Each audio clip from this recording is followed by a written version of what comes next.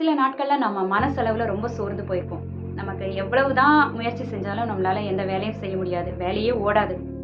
அன்னைக்கின்னு பார்த்து யாராவது நம்மளுக்கு ஏதாவது ஒரு பாராட்டு குடுத்தாங்கன்னு வச்சுக்கோங்களேன். ஒரு சின்ன காம்ப்ளிமெண்ட் தான்.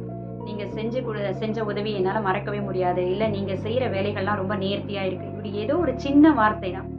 ஆனா, அது நமக்கு நம்மளுடைய டோபமைன் லெவல அதிகப்படுத்தி, சோர்வா இருந்த நாளையும் ரொம்ப சுறுசுறுப்பா மாத்திரும். ஆனா, எல்லா நேரமும் வாழ்க்கையில நம்மள அப்படி மோட்டிவேட் பண்ண ஒருத்தர் இருந்துட்டே இருக்க மாட்டாங்க. அதுக்கு என்ன பண்றது?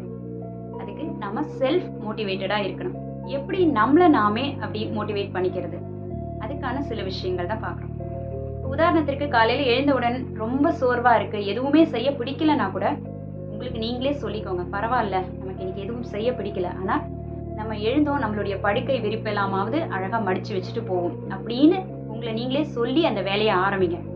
அப்படி ஒரு வேலைய செய்ய ஆரம்பிக்கும் பொழுது, ஆட்டோமேட்டிக்கா உங்களுக்கு ஒரு புத்துணர்ச்சியா உணர ஆரம்பிப்பீங்க. கொஞ்சம் அத ஃபீல் குட் அந்த ஒரு மனோநிலைக்கு தள்ளப்படுவீங்க.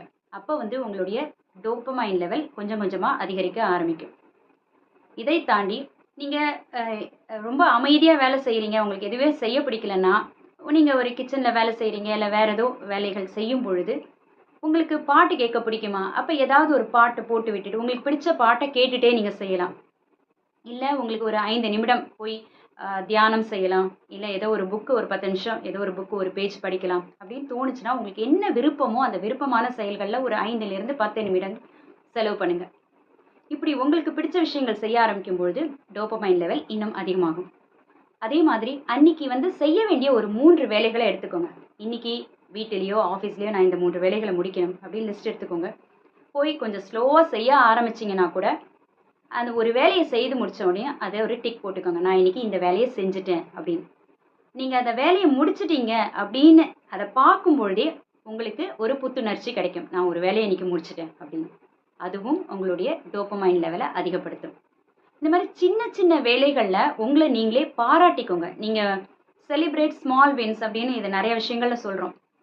நம்ம சின்ன விஷயங்கள் ஒரு விஷயம் முடிச்சா இது என்ன பெரிய பிரமாதம் அப்படின்னு நம்மள நாமளே மட்டம் தட்டிப்போம் சில நேரம். அப்படி கிடையாது. நீங்க ஒரு விஷயத்த முடிச்சிருக்கீங்களா? நல்லபடியா செய்து முடிச்சிருக்கீங்கன்னா, உங்கள நீங்களே பாராட்டிக்கோங்க. பரவால்ல நான் இன்னைக்கு இந்த வேலைய நல்லா செஞ்சுட்டேன். நான் செய்து முடிச்சுட்டேன்.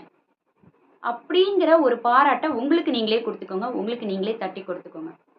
இந்த மாரி செல்ஃப் மோட்டிவேட் பண்ண ஆரம்பிக்கும் பொழுது, வெளியிலேருந்து உங்களுக்கு யாரும் தேவைப்பட மாட்டாங்க.